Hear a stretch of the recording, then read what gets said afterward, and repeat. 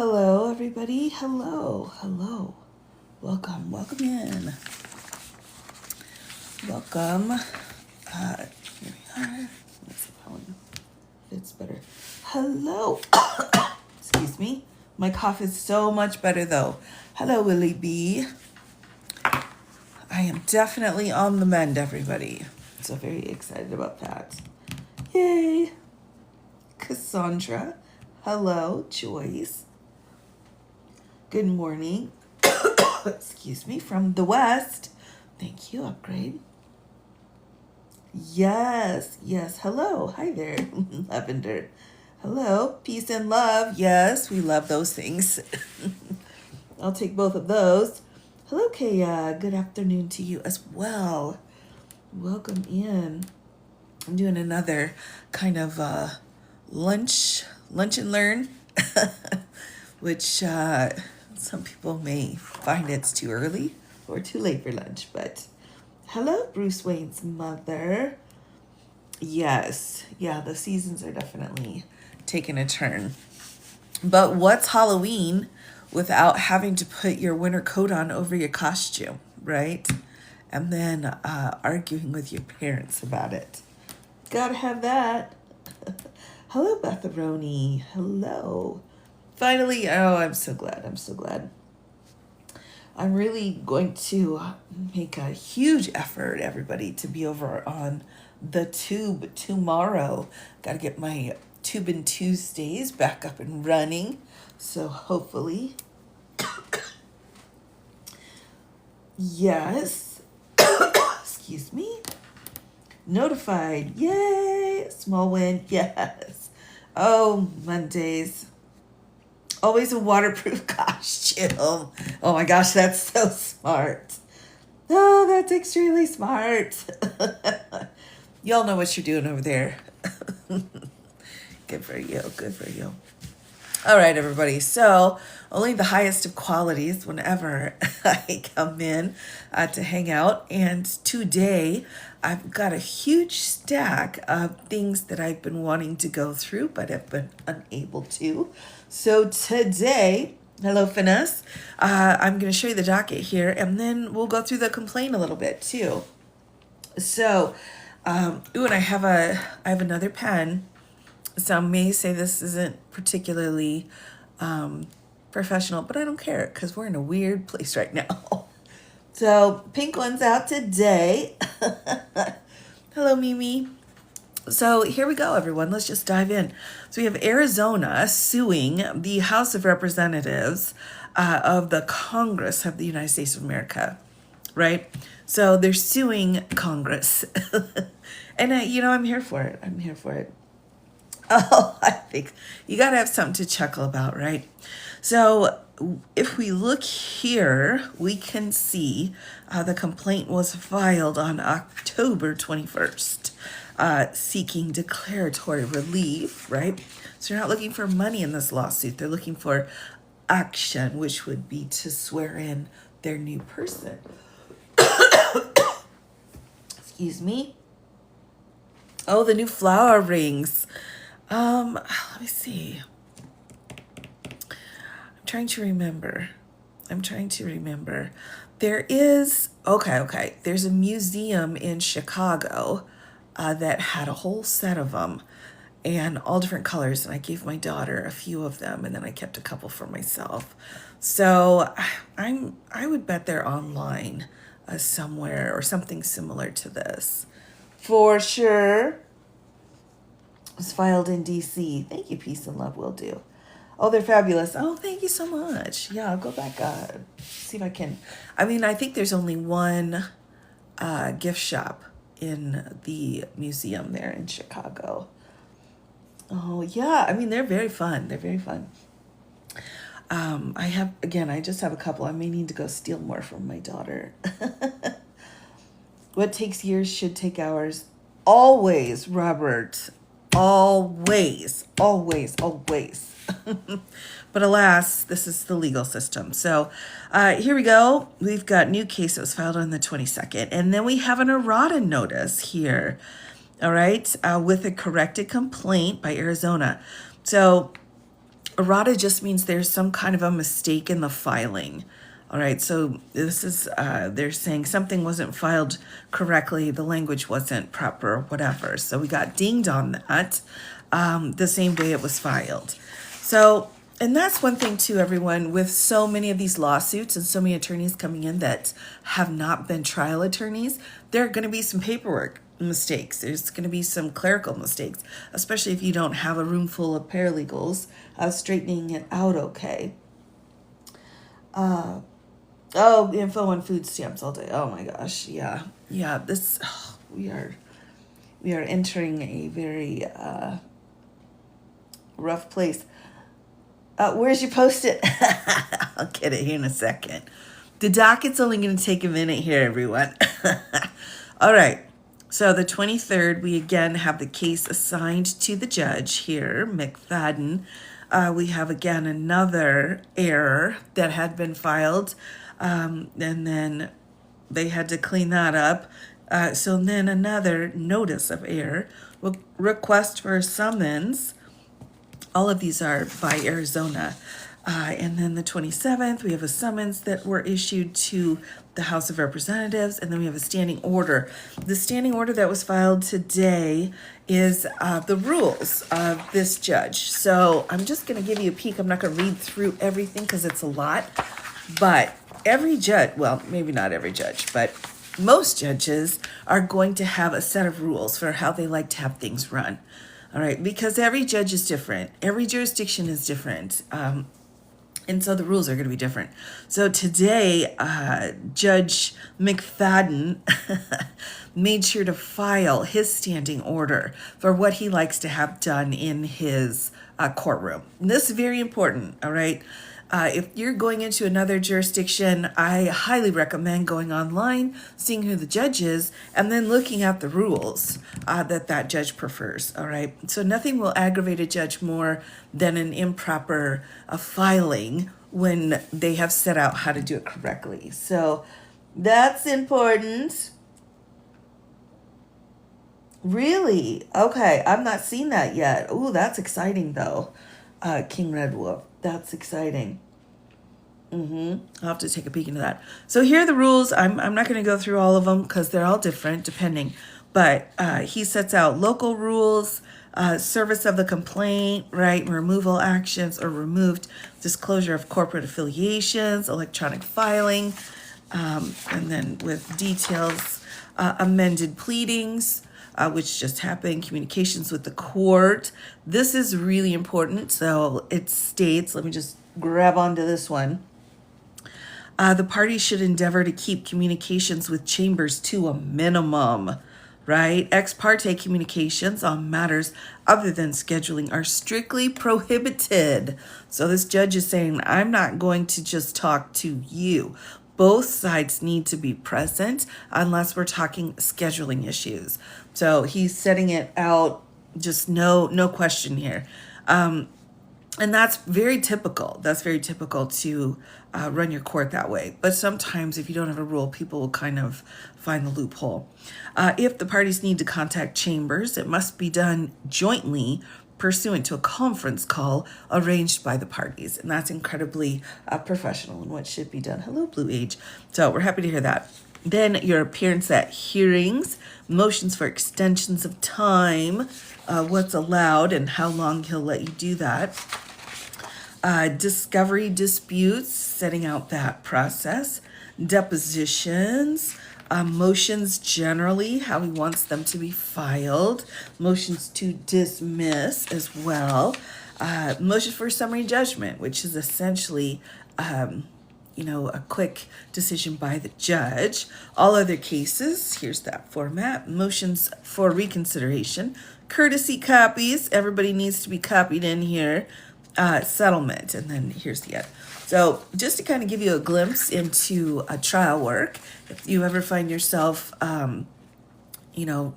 going through trial in another jurisdiction, even if you're just a witness or you are the defendant or you're the plaintiff, it's always recommended, always a good idea to look at that judge's rules. All right, so, a lot of judges get very frustrated, and you don't want to make your judge mad before you even get your case going. All right, so there you go. Right. What about filing under seal? Do you have to wait for the order before filing a document? That's a good question. And I think it's going to be case by case. And that's what I've literally seen when it came to all of the federal filings. That would be a situation where both sides, right, the government and the plaintiff, would need to discuss that with the judge, because they have to set out why it needs to be sealed, request it, and then usually in that hearing or that discussion, the judge will make that determination. Right. All right, so let's dive in then to the case right here. I've got the complaint. Again, that's the only thing that's really been filed. And then the judge was like, do better. But this gives us an overview of what Arizona's trying to talk about here. Now it's sticky note time. Thank you very much for the sticky note reminders. Let's get our stickies out. All right, so again, this is Arizona and Adeleta Grijalva against the House of Representatives. So here we go. State of Arizona. And of course, this is the person who won the special election and is waiting to be sworn in. And Grijalva, I'm assuming is how you say that. Here we go. Halva versus U.S. House of Representatives. We're in a crazy zone here. All right. We do have a case number, so this isn't just for funsies. We do actually have a case number, 03740, and this was filed on 10/21. Excuse me. There we go.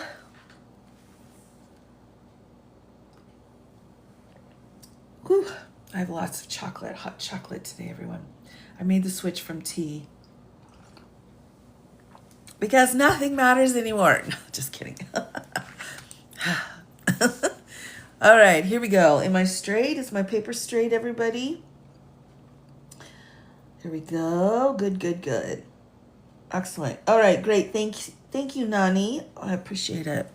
Here we go, everyone. Again, a complaint is being filed by the plaintiff. So this is the perspective of the plaintiff. The other side will have their chance to answer it at some point. And also we should be going through discovery if this makes it that far. All right, thank you, everybody.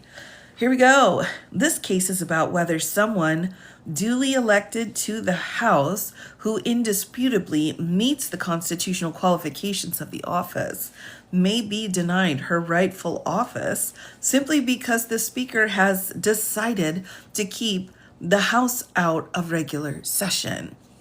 Now, as a quick side note, everyone, back in the olden days, and I don't mean the late 90s, but the olden days, when we had the Articles of Confederation, one of the biggest problems was nobody ever showed up to Congress. So the Congress that they had put together, no one showed up. So they couldn't really vote on anything because they never had a quorum.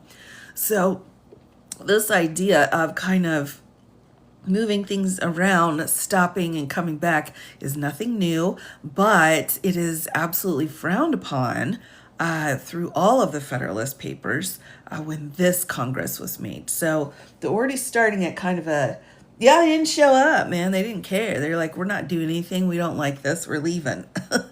But this is a really historical fight that Congress can get into every so often. If the Speaker were granted that authority, he could thwart the people's choice of who should represent them in Congress by denying them representation for a significant portion of the 2-year term provided by the Constitution, which is an excellent point, right? Arizona is missing one of their representatives right now. So they're not being fully represented. Fortunately, the Constitution does not give that authority to the Speaker or anyone else. Now that I don't know. I don't know if there's a minimum number of days. There is a minimum maximum days for terms, but as far as what would get people into trouble, that I just don't know at this point. It's a great question. All right. Rather, the Constitution leaves the House without authority to exclude any person duly elected by his constituents who meet all of the requirements for membership expressly prescribed in the Constitution, citing the Powell case. Indeed, as Speaker Johnson explained this weekend when answering a hypothetical question about the election of a member of his own party, quote, "That's our system. If the people duly elect a representative, then we will welcome them into the body. That would be the job of a speaker." Speaker Mike Johnson YouTube channel, quote, Speaker Johnson joins the Sunday briefing on Fox here, and then setting out the timestamp. And we love that when they give us a timestamp. Good job. On September 23rd, the voters of Arizona's 7th Congressional District elected Adelita Grijalva to serve as their representative in the House with 68.94% of the vote. That's pretty good. The election was canvassed and the certificate of election delivered to the House on October 14th. 7. The outcome of the election is not in dispute. Ms. Grijalva's constitutional qualifications have likewise never been in dispute, unlike Mr. Orange. She meets all of the constitutional qualifications to serve in the House of Representatives, save for the fact that she has not yet taken the oath of office. Citing the Constitution, Article 6, Clause 3, the representative shall be bound by oath or affirmation to support the Constitution. And 5 U.S. Code Section 3331, specifying the language of the oath. 2 U.S. Code Section 25, providing that the Speaker shall administer the oath to representatives. So this is one of the answers. Someone had asked me just the other day, like, can she be sworn in by someone else? And my answer was, I thought so. But it's looking like the federal law that they're quoting here is saying it has to be the Speaker, right? So maybe if the Speaker wasn't available, something could be done. But apparently under this section of the code, it has to be the Speaker. Speaker Johnson has acknowledged that Ms. Grijalva was duly elected and is qualified to serve in the House once she has taken the oath of office. Ms. Grijalva has for weeks requested that Speaker Johnson administer the oath to her and seat her, consistent with 2 U.S. Code Section 25, House precedents, and his uniform practice. But he has refused to do so until a time of his choosing, which he now says will be when the House comes back into regular session, even though he initially said he would do it as soon as Ms. Grijalva wanted. The Constitution does not specify who must administer the oath, only that representatives must take it. Another loophole in the Constitution, absolutely. We are definitely focusing in on that. The Speaker may not use his statutory obligation to administer the oath under 2 U.S. Code Section 25 to arbitrarily delay seating a member when there's no dispute as to the election or qualifications and no practical reason why he's unable to administer the oath. Speaker Johnson has been in the Capitol during this time and has not identified any reason that he or a designee is unable to administer the oath to Ms. Grijalva. Speaker Johnson has not identified any valid reason for refusing to promptly seat Ms. Grijalva. Instead, on information and belief, Speaker Johnson wishes to delay seating Ms. Grijalva to prevent her from signing a discharge petition that would force a vote on the release of the EPI files and or to strengthen his hand in the ongoing budget and appropriations negotiations. Yeah, I know. We gotta watch our history now. That's, yikes. Number 16. Defendants' refusal to promptly seat Ms. Grijalva and to treat her as a member of the House injures her by denying her the ability to exercise the authority of a member of the House to sign petitions, sponsor bills, obtain and provide information to her constituents about federal programs and matters pending before federal agencies, and advocate with federal agencies, all on behalf of her constituents. So she's being denied a lot of information. I think that's a really big, point for them to raise.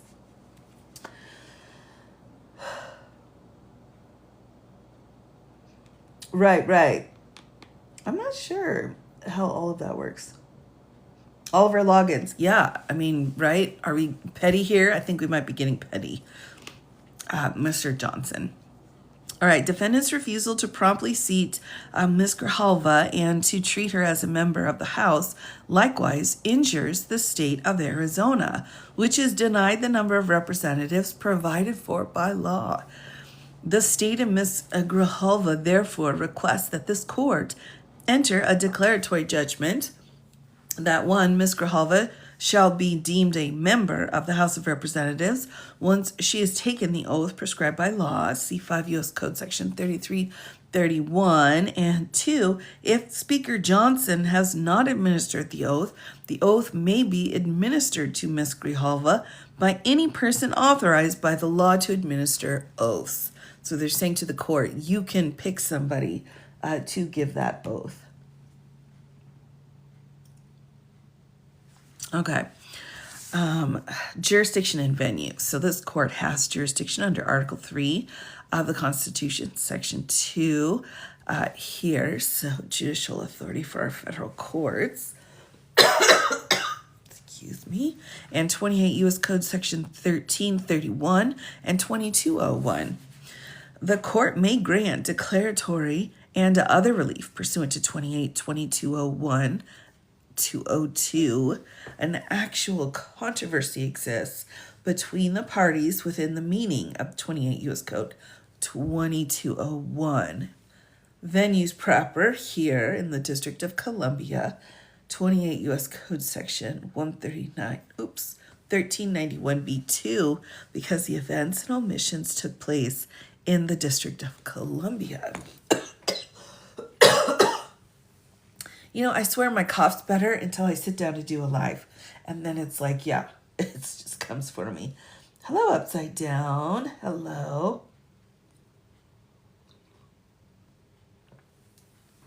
All right. Parties, plaintiff.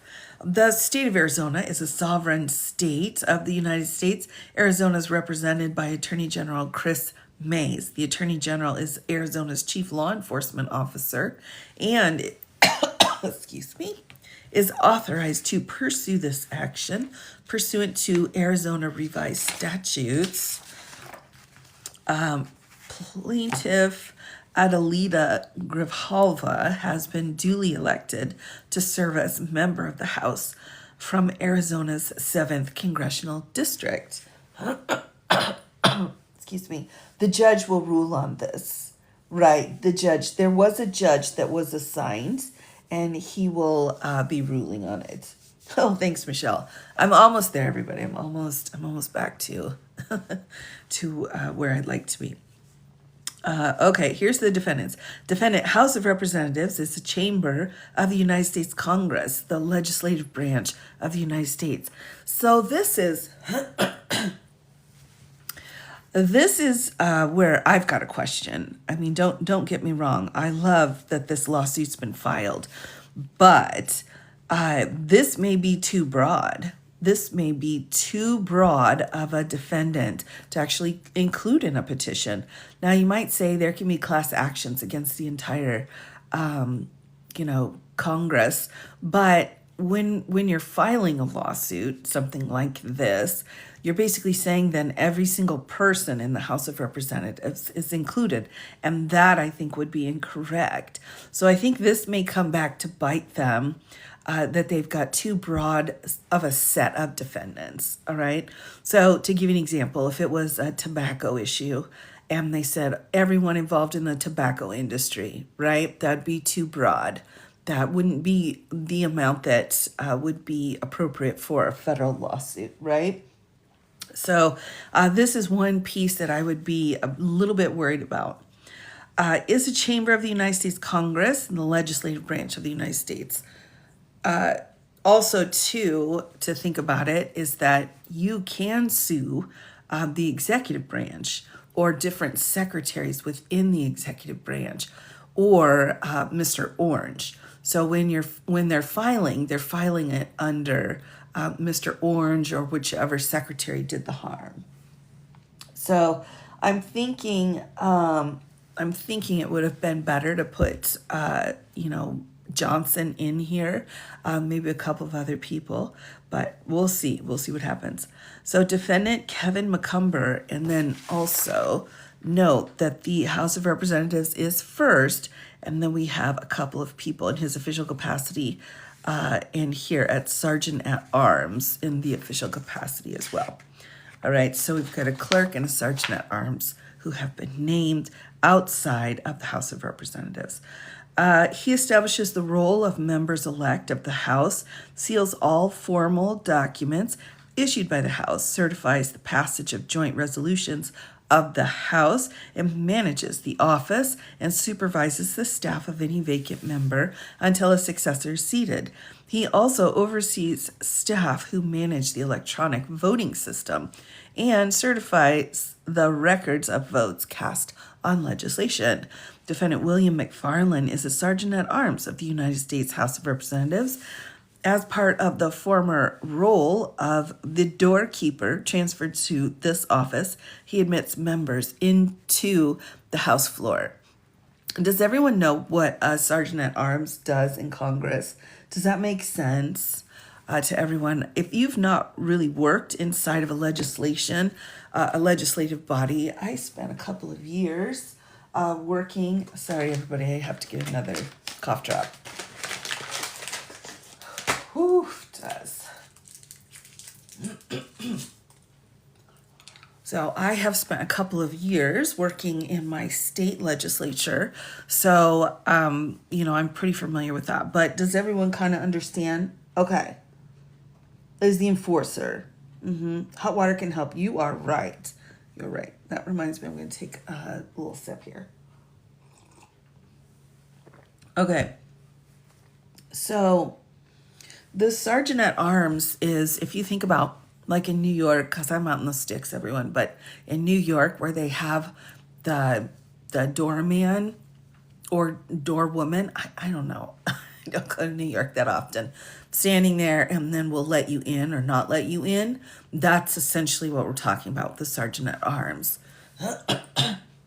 It's ceremonial, but it also is important to have. It's also a function that needs to be done. Right.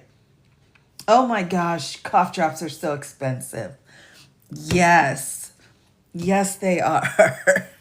Oh my gosh, everything's expensive. All I know is I went up in Walgreens. I was like, here's my cough drops I'm getting. And they were so expensive. And the only thing I could say to the cashier was like, I think it's the tariffs. We use that now for everything. Like, oh, I don't think these ravioli taste very good tonight. I'm like, well, that's the tariffs. Oh my gosh. Sometimes they can break up fights, but usually, oh, thanks, Jenny. Usually, it's more of that traditional role. So it's, at least in my state's capital, was kind kind of a little bit older gentleman who was there guarding the door and doesn't have a lot of power other than opening and closing the door, because they do decide who gets to come in. So that does make sense that he would be included here. Could the J6s go to the DOJ? Well, if you're an attorney right now, I think you could go to the DOJ, and if you don't care about having minimum wage, they would hire you probably on the spot. Yeah, like an usher, right? Who's responsible for enforcing the J6 hearing subpoenas? Enforcing the J6 hearing subpoenas. So, if you don't show up and you have a subpoena, whatever law enforcement is in that jurisdiction enforces it. All right, so that's where you're looking. Did they mean sue? I don't know. Right. Didn't ever testify. True. Yeah. I think, and very famously, that one, that wrestler coach guy that was like a jerk to the DA down in Georgia. I can't remember his name, but he was one. We've had several, and we had one who actually, a couple who served some time for that. Jim Jordan. Oh my gosh. Willie B. That's exactly right. This is Jim Jordan. Oh my gosh. Yep. Jim Jordan. Thank you, everybody. I'm terrible with names. I just am. And people are like, well, if you know that, do better. I'm like, I feel like I'm too old. I'm too old, everyone, to start figuring out how to remember everybody's names. Well, we'll see. Yeah, the Jack Smith situation is yikes. All right, so here's our legal frameworks. We've talked about it. We've got the sergeant at arms and we've got the clerk up here. So Kevin and William. Here's our legal framework. Statutory constitutional framework here. House of Representatives shall be the judge of elections, returns, and qualifications of its own members. So there's quite a lot of autonomy, actually, within the House and the Senate. And each have to pass a set of rules at the beginning of session. All right, so those rules everybody has to put together and make sure that everything's done properly. So they're citing the U.S. Constitution, Article 1, Section 5, Clause 1. The House may expel a member, like the DeSantis guy that just had his sentence commuted, with the concurrence of 2/3. And that's under Article 1. This power does not extend to the time before a member is seated, when a member may only be excluded. So again, they're saying, we're low on representation here. Have to wait for this to be resolved. It's a good question, Nancy, and my best answer I could give you, in all honesty, because of how slow our legal system is, I think she'll probably get sworn in before even the next step of this is due, honestly, just to, be straight with you. 30, the power to exclude is not absolute or plenary. The 3 reasons given in the Constitution for exclusion are exhaustive. The House may not reject a member-elect except for one of them, and qualifications means only those listed in the Constitution. Those qualifications are having attained to the age of 25 years, B, having been 7 years a citizen of the United States, C, being an inhabitant of that state in which she shall be chosen and being bound by oath or affirmation to support this Constitution, and E, not being disqualified from holding office under Section 3 of 14th Amendment, which is what the Colorado Supreme Court held for Mr. Orange. He was not qualified. And then SCOTUS said, well, we'll see about that. Next thing, too, to keep your eyes on here, everybody, been 7 years a citizen of the United States.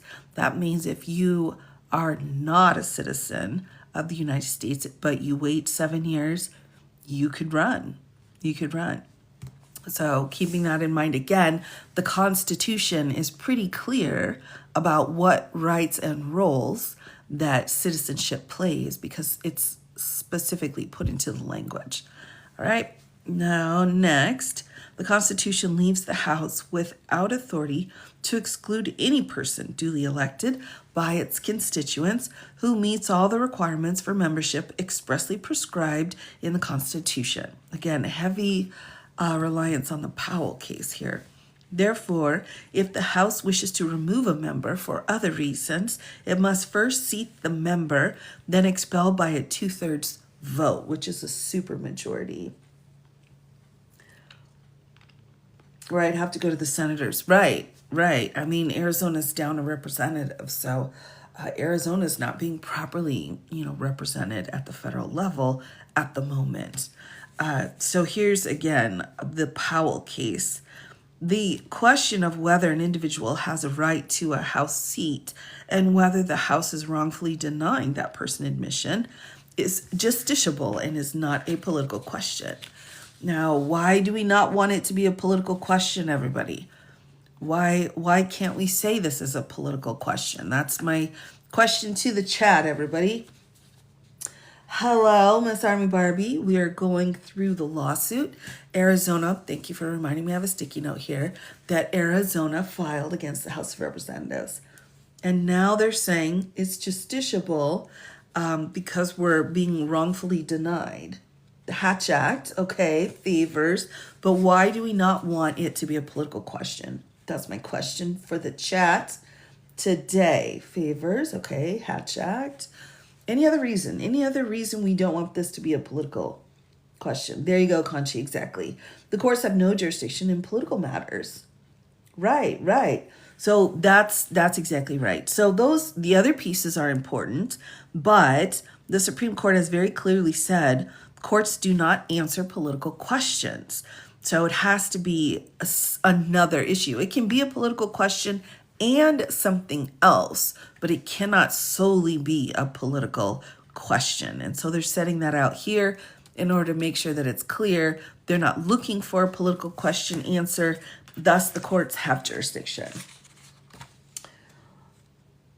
Right, exactly right, Navy vet. Yep, if it's political, it's not up to the court. And this Supreme Court has said that multiple times as well. So it's one of those things where now we can pull cases in where this Supreme Court has said that. So if they do try to pick one side or the other, they can get called out on it. All right. Oh, thanks, your Conchi. Well, all right. You still got it, Conchi. Good for you. All right, here we go. Oh my gosh. It is a constitutional qualifications for office that a member take the oath of office before assuming office under Article 6. The representative shall be bound by oath or affirmation to support this Constitution. Also, Article 6 is where we find the supreme law of the land. In case anyone's wondering, the Constitution provides neither the language of the oath nor any requirements as to who must administer it. Right? Those kind of details are not for anybody really in the Constitution. One statute, 5 U.S. Code Section 3331, gives the language of the oath, but does not specify how it's to be administered. So that's interesting. A second statute, 2 U.S. Code Section 25, describes the procedure for swearing in the speaker and members elect. So we have we have federal code here setting out how it's supposed to go. All right. Per that process, any member of the House of Representatives swears in the speaker upon the speaker's election. The speaker then swears in the members elect, but the individual who swears in the speaker, usually the dean of the House, has not yet been sworn for that Congress. And so it's at a time of member-elect establishing that non-members of the House may and do constitutionally administer the oath. So this is really interesting too, because it's putting a light on, what's kind of been taken for granted in the past, right? We took it for granted that the Speaker of the House would be, even if they're the biggest loser in the world, would have enough integrity that they would go forward and follow the rules that have been in place for, 2 centuries, right? So we just would say, well, maybe they don't agree with us on policy, but again, that integrity would be there. But we do not have that with the speaker. So the question becomes, what happens when the House Speaker has no integrity and refuses to follow basically what's customarily done? Because it's not been put down in black letter law. So that's what has to happen. It needs to be set, an order needs to be set in there, so that if something like this happens, when you get a bad speaker, you can kind of figure out what to do. Not a requirement anymore. Yeah, exactly. Exactly. And, that really is important. If I'm a person where I feel like all the rules need to be set down, but if you've been doing something for a couple hundred years, I'm going to be like, well, one person decided that we can no longer do that. Like, that's a heck of a lot of power for one person. Here we go. Nothing in 2 U.S. Code Section 25 makes the administration of the oath discretionary on the part of the speaker. So again, just pulling apart this federal code section. It was not detailed enough, and now someone is taking advantage of that and making it difficult, right, for Arizona to be fully represented. So that's important to note. House precedents, House rules and precedents are neither law nor binding on this court. Nothing in this case requires or invites the court to interpret or apply House rules, precedents, or recent practices. Here, a holding interpretation of the Senate rules committed to the Senate. So they're saying maybe there's just some kind of a tradition that we've done, but any kind of tradition is not, is not precedent for the courts. It's precedent for the body. Nonetheless, to provide context, plaintiffs briefly describe the relevant precedents in recent practices. All right. Under House precedents, the Speaker or an elected Speaker pro temp typically administer the oath to new members, including those elected mid-Congress in special elections. And here's the citation. At times, others have administered the oath, including a non-elected pro temp, on the Speaker's designation and by resolution of the House permitting the administration. These have included non-members of the House.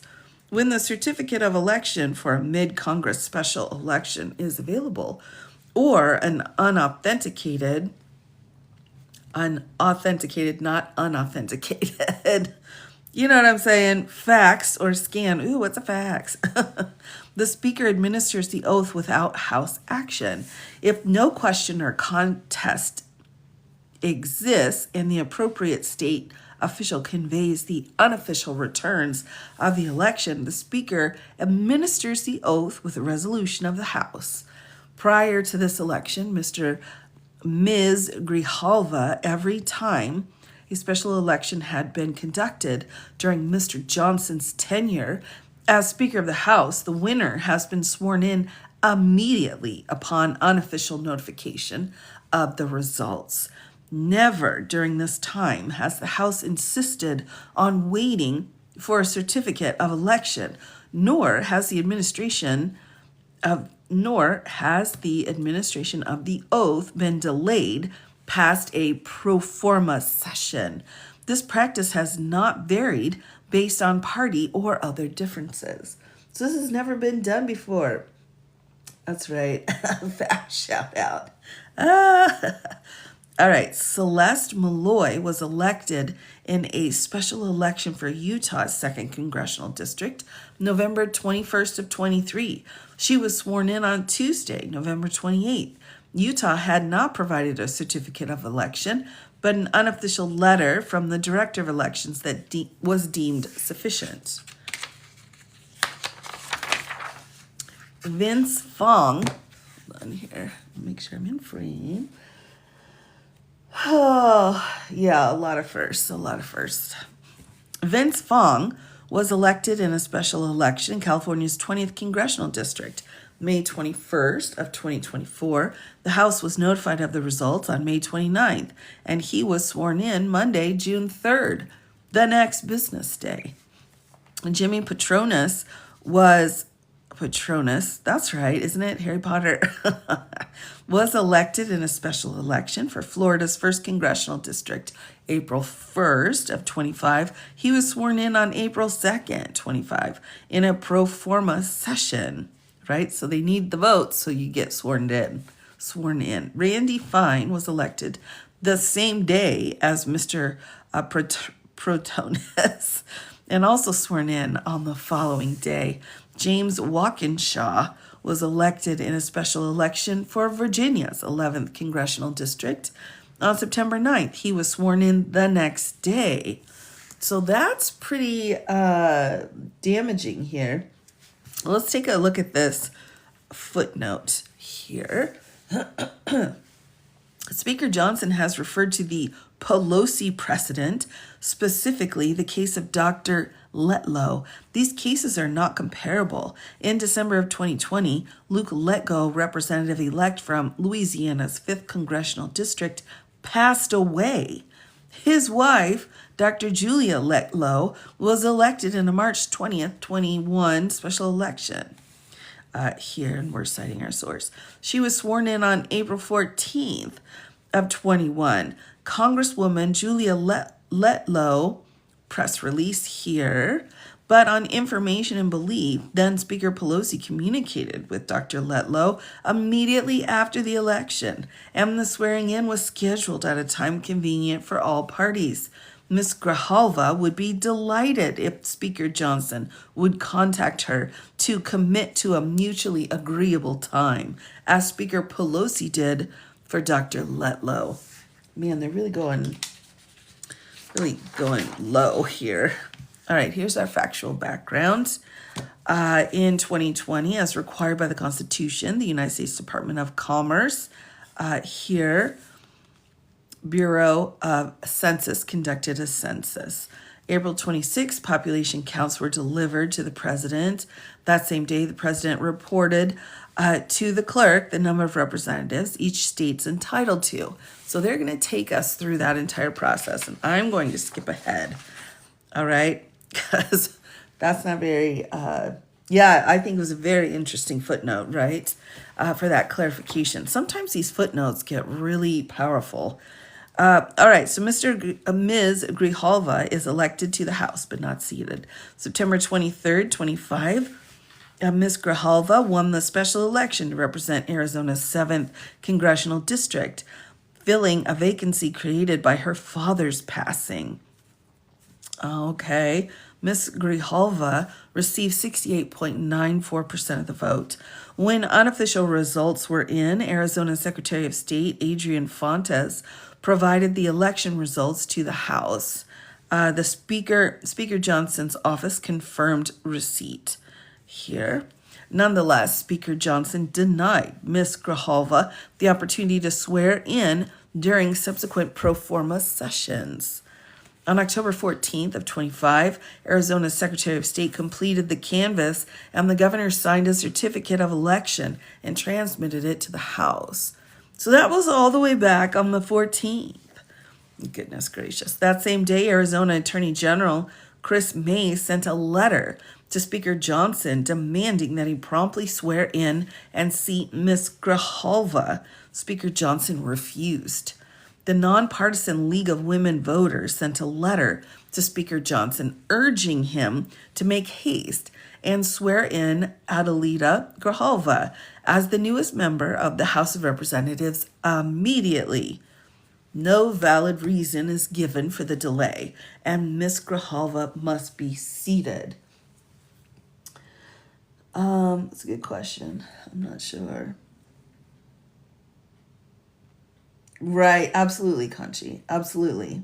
I mean, how else can you pull something so important out and separate it from the rest of the language, right? No valid reason here. Speaker Johnson's statements and those of staff were initially inconsistent. Speaker Johnson indicated initially that he would swear in the new representative as soon as she wants. Citation there. Later, perhaps, after rethinking and deciding to attempt to gain partisan advantage by delaying, Johnson indicated that the swearing in would be delayed. A leadership aide stated the House will swear in Rep-elect Grijalva as soon as the House returns to session when Chuck Schumer, Mark Kelly, and Ruben Gallego decide to open up the government. This is baloney sandwich. Baloney sandwich. They're not in charge. It has to be both parties at this point. You know, this really bums me out when they take such a harsh view on Democrats. It's just ridiculous. All right, next, constitutional rights cannot be used as a bargaining chip, one would hope. After receiving the letter from Attorney General Mays, Speaker Johnson stated that he would swear in Ms. Grijalva once the House comes back into regular session. Here, Speaker Johnson's office has stated that he intends to schedule a swearing in for Representative-elect when the House returns to session again. Indeed, Speaker Johnson on October 17th encouraged Ms. Grijalva to serve her constituents. And on an ABC This Week with Jonathan Karl on October 19th, he stated he would swear her in when Senator Schumer lets us reopen the government. My goodness, this guy is such an a-hole. I'm sorry for my abrupt language, but this Mr. Johnson fella is quite the diddly-o here. All right. Put it to the side. I'm moving it to the side. Moving the soapbox over. Again, suggesting a partisan fight. On October 20th, Speaker Johnson stated that as of the date, computers would be set up for Ms. Grijalva and 16 staffers. He also continued his partisan jabs, claiming that the Democratic leadership was responsible for Ms. Grijalva's predicament. Oh my gosh, I put the soapbox away and now they bring it back. That's not true. That's not a thing. He loves tacos. Oh my gosh, yes. There's not a word that's offensive. A true story, VC. All right. Focus, no squirrels. All right. So Speaker Johnson has said the delay is in order to give Ms. Grijalva pomp and circumstance, despite her willingness to forego those in order to speedily serve her constituents. Right. So the pomp and circumstance that the Republicans like, because, you know, they need crowns in order to feel special. She's like, dude, I don't need that. I want to get to work. I want to get to work now. And he's saying, well, you know, you have to go through the process first of, you know, the cheering and stuff. Ms. Grijalva has made clear, quote, I don't need pomp and circumstance. I just need to get to work for Southern Arizona, end quote. Ms. Grijalva's name is on the door of her office at the Capitol. Through these words and deeds, defendants have made clear that they know Ms. Grijalva has satisfied all requirements to take office. Citing Powell again, Congress may judge only the qualifications expressly satisfied all requirements to take office. Citing Powell again, Congress may judge only the qualifications expressly forth in the Constitution. And they have made clear that Ms. Grijalva's swearing in is a foregone conclusion. Yet, defendants continue not to seat Ms. Grijalva and have thus failed to ensure that she has the privileges and duties of membership, which exist regardless of whether the House is in regular session. Again, I mean, they're absolutely right. They're like, dude, what are you doing? The Constitution doesn't set out the format. This is a precedent. You're not following your own precedent. All right. Here's our cause of action, everyone, as we go into the last couple pages. You are a bunch of nuts. And we love that, right? Oh, my goodness. All right. Cause of action, ultra-virus, which we're seeing in almost all lawsuits because ultra-virus means abuse of power. All right, so that's essentially what they're saying. Plaintiffs incorporate the preceding allegations as if alleged herein. A real controversy exists regarding the parties' rights and obligations. The effect of a declaratory judgment would be to resolve the controversy between the parties and afford the plaintiffs full relief. Because Ms. Grijalva could then be sworn in to represent Arizona's 7th Congressional District, this action is ripe because, again, it has to be ripe or you don't have standing to bring a suit.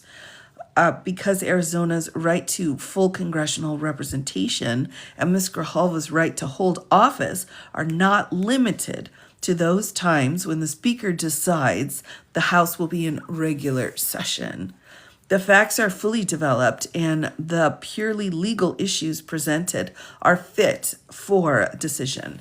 Citing case law here, the House through Speaker Johnson and the House staff has acted ultra vires and in violation of statute and constitution. It'd be nice if they could pull a little bit more in here, but whatever. I'm not grading. We're just reading. All right, next, acts of all officers must be justified by some law, and in case an official violates the law to the injury of an individual, the courts generally have jurisdiction to grant relief. Again, because we've got kind of like an open door here or a loophole situation or a shade of gray, that could absolutely be challenged.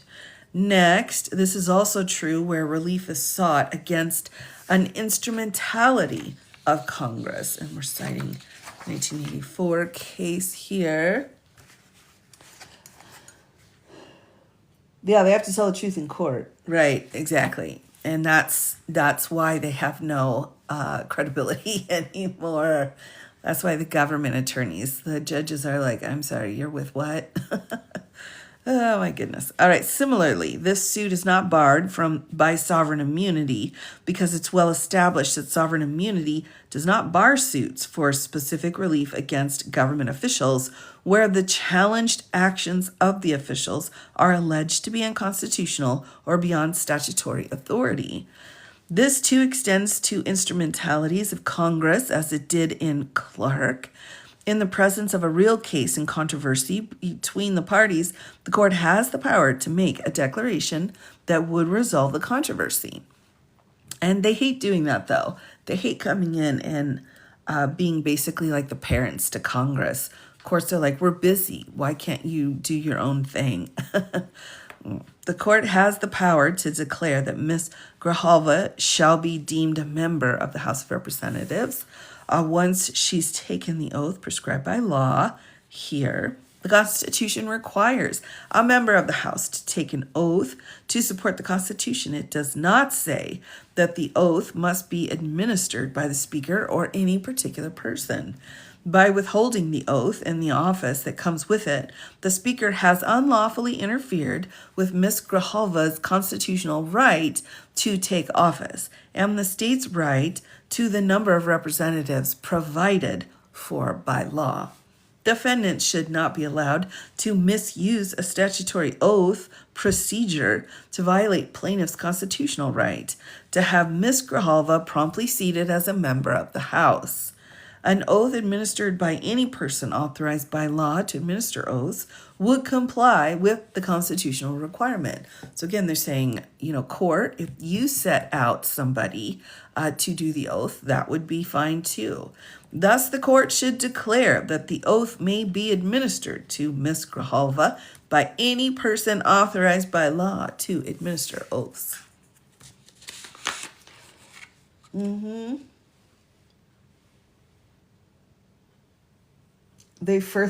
know. Oh my gosh, I know. It's a lot. There's so much going on right now, everybody.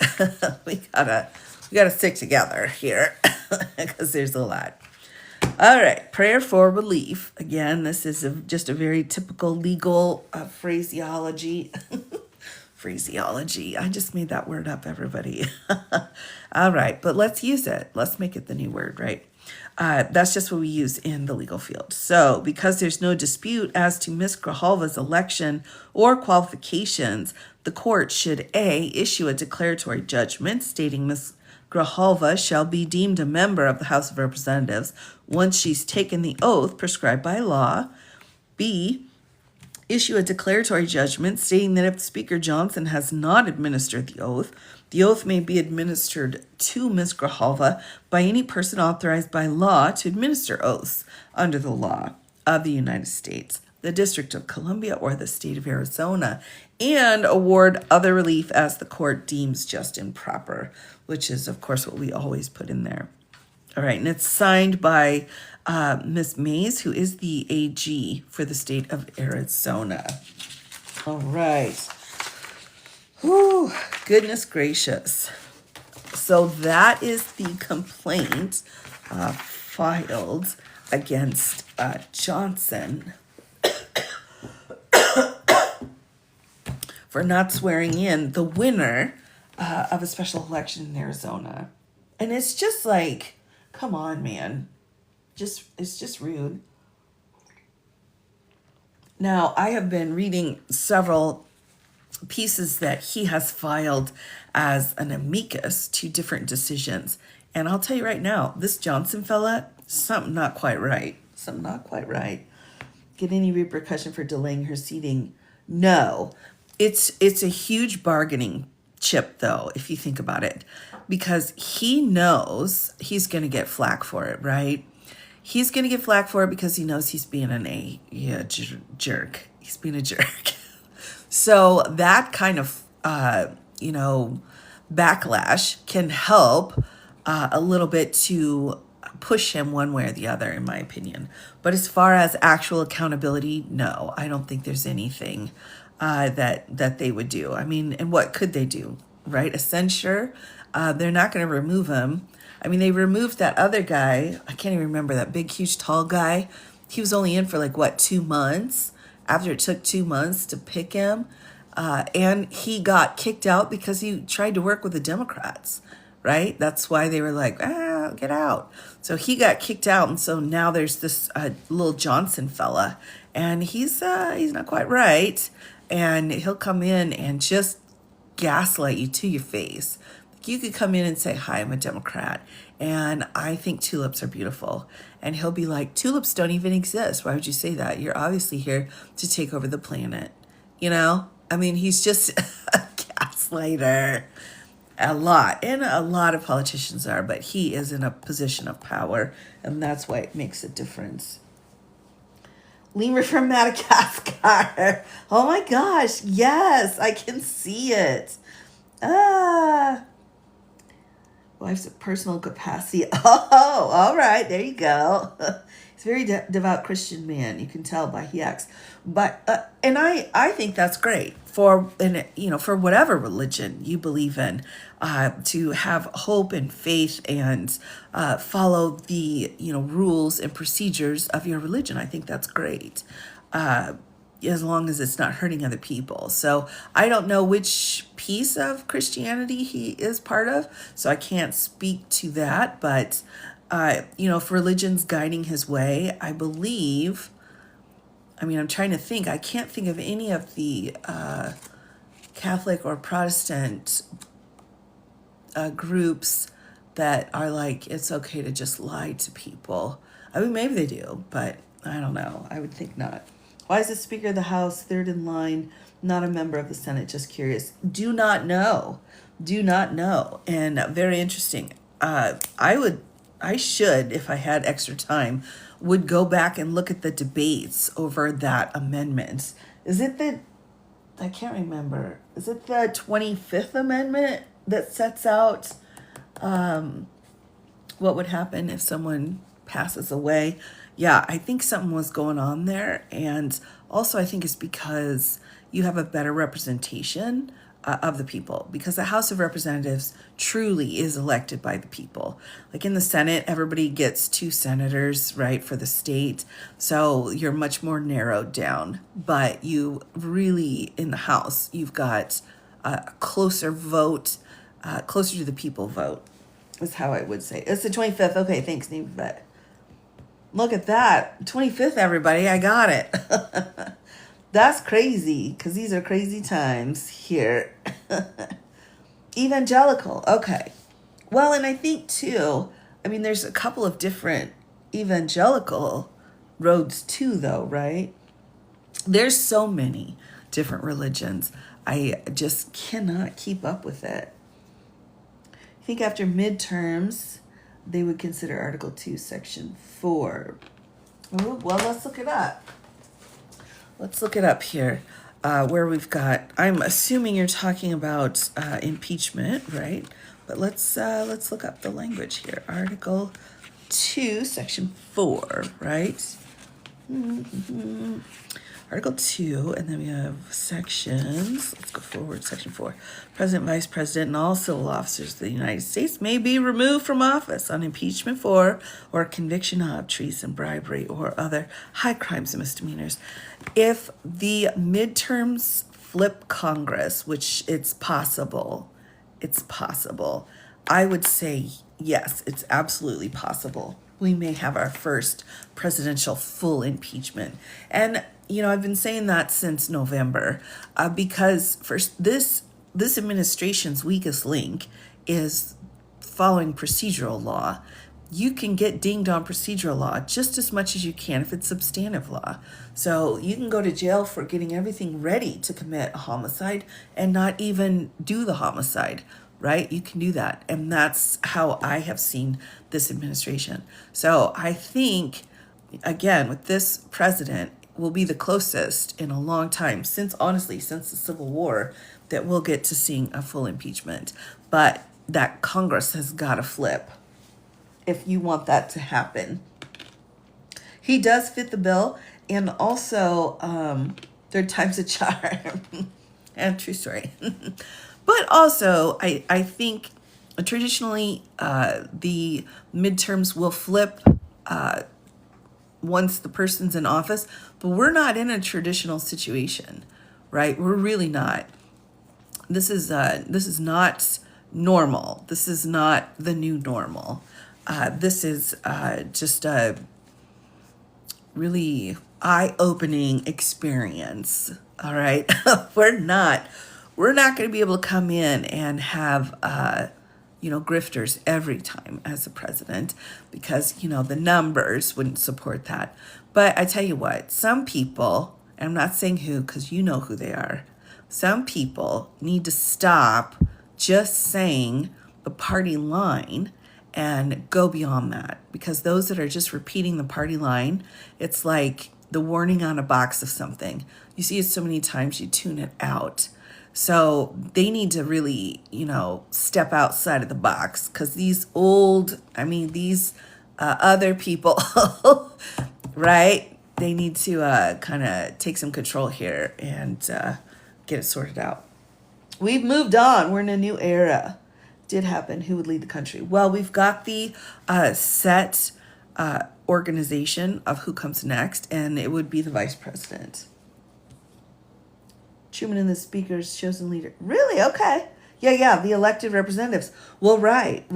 And, we've only had it so the Senate was chosen by the people for a few decades. That originally, the Senate was chosen by states' legislators. The legislators of each state picked the senators. So it wasn't until later that we had the popular vote in there. Let me make sure here. It wasn't 1804, 1868. Which one was it? 1868.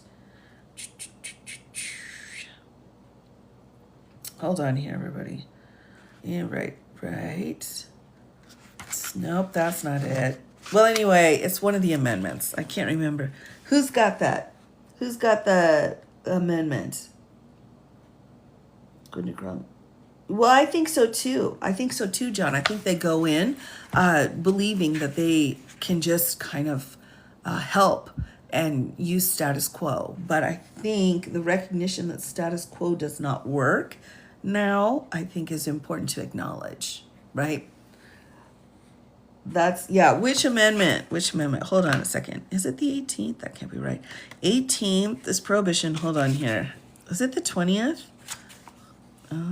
Times fixed, Congress Right. Hold on. Here we go. I'm going to find it, everybody. Can't leave it hanging up through day. Which section? Okay, Congress shall assemble at least once every year. So there you go. That's that requirement. Did we find it? No, don't worry. Provide a case. There's only 27. 22. No person shall blah, blah, blah, blah, blah, blah, blah. District counting seat. Right. Oh, or force. Okay, here we go. It's 24. It's the 24th, all right? Do you have HBO Max? I don't. The 17th. Well, I've got the 14th. Wait, I've got the 24th. Is it the 17th? Let's go back and look real quick here, everyone. So Roman numerals, don't fail me now, right here. The Senate of the United States should be composed of 2 senators from each state, elected by the people thereof. Yes, we got it. Okay, who said the 17th? Winning. W's, I guess. I don't know what the W thing. It was Jess. Yay. We're winning right now. I applaud you. Hey, that's okay. It's okay. It's no problem. It doesn't matter which way or how you get the information, as long as it's reliable. Yay, Jess. Woo! We've had 2 today then that have really helped a lot. Was it Conscian? Hopefully. And then Jess. Not that the rest of you aren't incredibly important and intelligent. Yes, you are. But well done. Well done. So why was I talking about that? Oh, yeah. Because we were talking about why is the Speaker of the House next in line? And again, I think it's because it has that direct elector vibe to it, right? That's truly the body of the people. And they wanted the House of Representatives to be the most powerful because it was, truly the representation in this process as opposed to the Senate. We're winning. Yay. Can you go back and give me an A in high school? You betcha. Here we go, everybody. We're doing it. Look, I'll give you an A right here. We'll do an A. Yay. All right. So this is for Jess. All right, Jess, I'm going to give you an A. I'd give you an A+, but we don't offer those at our school. Here's your A for civics. Yay. Good job. Oh my gosh, yay! Oh my goodness gracious. Oh, you're so sweet. In the permanent marker too, that's right. All right, just got an A. Oh, we love it. All right, everyone, with that, I do need to go ahead and sign off for today. Oh my gosh, I would love to come back tonight. We'll see how I'm feeling, but I will definitely be back tomorrow. So, take care, everyone. Keep fighting the good fight. But don't forget to take care of yourself. Very good job, Jess and Conchi. Thanks, Conchi. Take care, everybody. Have a great rest of your day. See y'all soon.